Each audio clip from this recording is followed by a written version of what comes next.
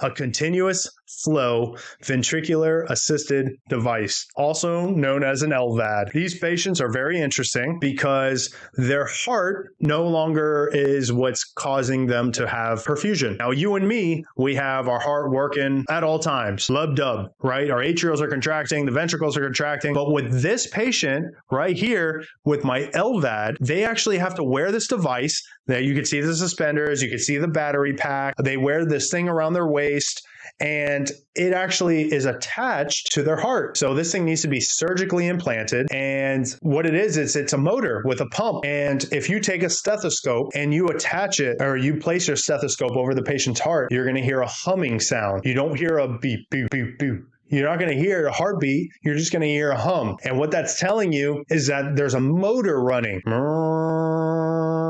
And all that motor is doing is just pushing blood. That's its whole job. So it's the new heart. So you could already see what kind of problems these patients could deal with. Imagine this. Imagine you responding tomorrow to a patient that you walk in, the patient's unconscious, shake and shout, no response. You check a pulse, no pulse. What are you doing first? CPR. That's what you're taught, right? That's what everyone does. You have no pulse and the patient's pulseless and they look dead. We start chest compressions. If you do chest compressions on a patient with an LVAD, you will kill them. Now we have to say, well, why is that patient unresponsive? Well, did they fall and hit their head? Is it traumatic related? Did they overdose on something? Pay close attention. If you ever are about to do chest compressions and you see some crazy looking belt around your patient or these weird suspenders with battery packs on them and all different types of stuff, this is a left ventricular assisted device, also known as an LVAD or a continuous flow ventricular assisted device. Do not do CPR on these patients. Okay? If you do CPR on them, you will dislodge the LVAD. Now you might say, what should we do?